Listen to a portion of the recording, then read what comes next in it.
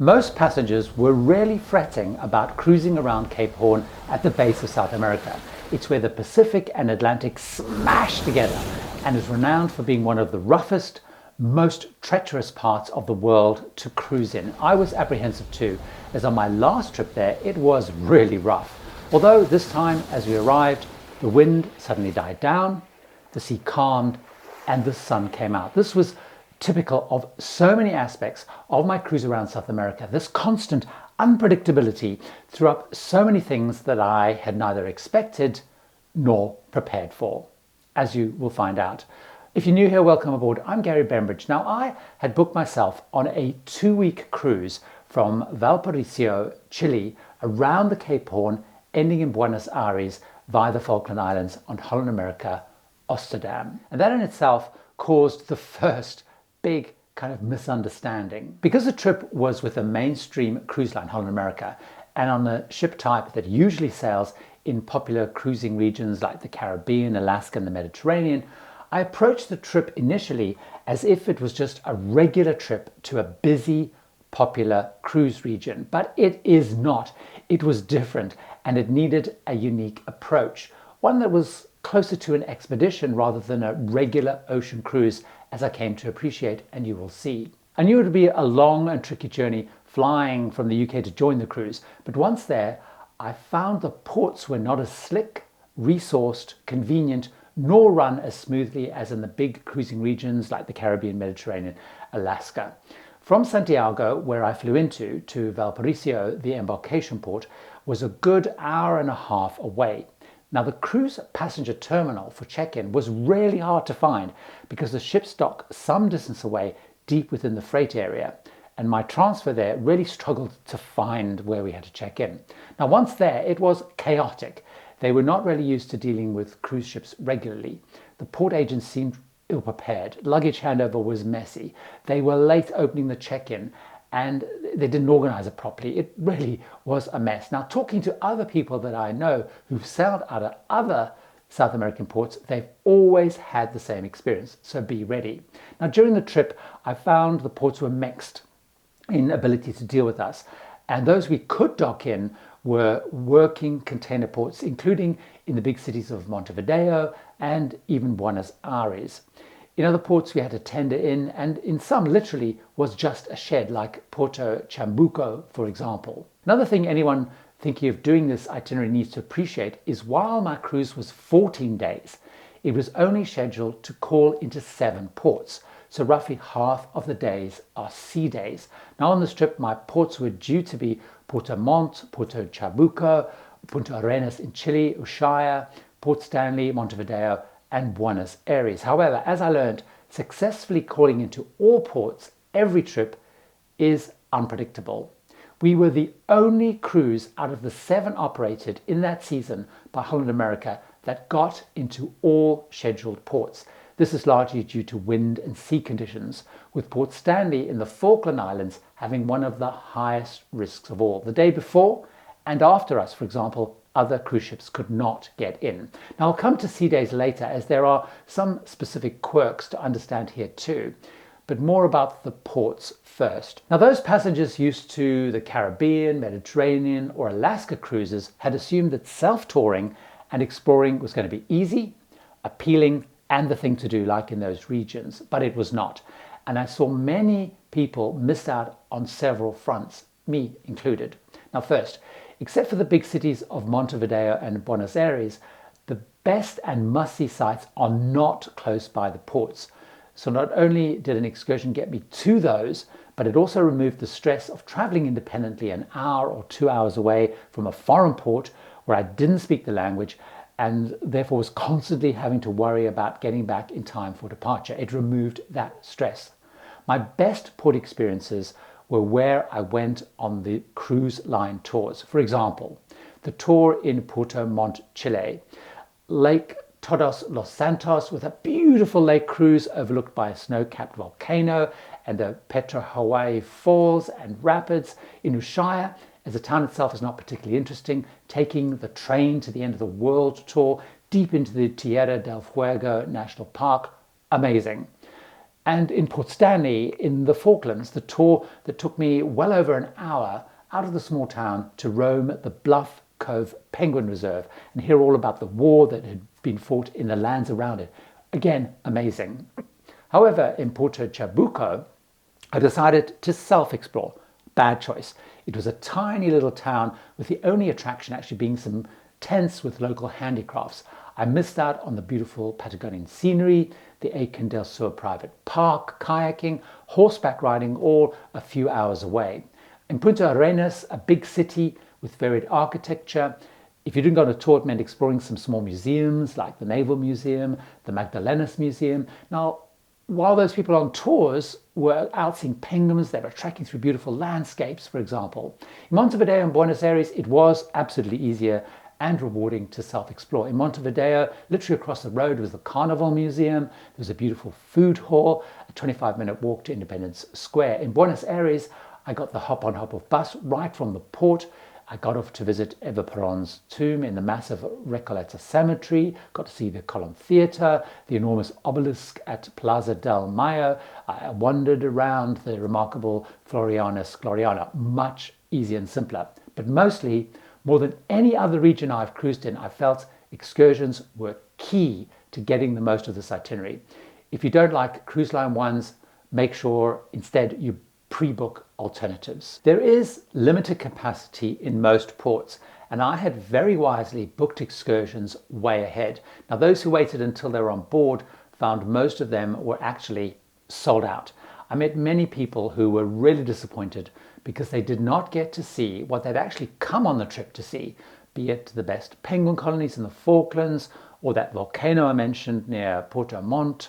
And in most ports, there were not any or many independent options dockside as an alternatives. Unlike the Caribbean, Mediterranean, and Alaska, there were not a stream of independent tour operators right there at the port with lots of options. It was mostly taxi drivers who would offer some sort of deal to take you around the sites. I also found, probably due to less infrastructure and options, the excursions were expensive. I totted up a bill of just over $1,200 for the excursions that I went on, and as I mentioned, I didn't go in every single port.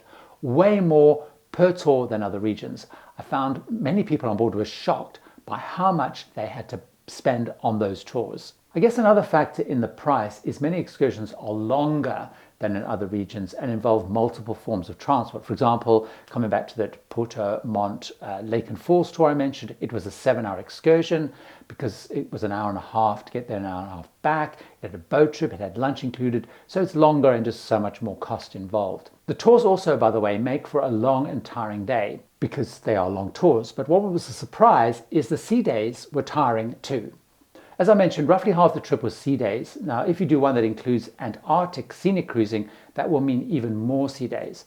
Now, this threw up some challenges of its own. First, while I was comfortable with the line I'd chosen and I knew what to expect, I spoke to others not used to, Holland America. They wanted much more entertainment on sea days. They wanted much more going on in the evenings than Holland America as a line offers. Holland America, and looking at the other lines doing these itineraries, they actually focus on two key things: immersing guests into the region and scenic cruising on sea days. It's not about programs packed with other activities, even on sea days. There are very few lines that do this itinerary, and it seems to mostly be the more classic premium luxury lines like Holland America, Princess, and Viking. They're catering for adults.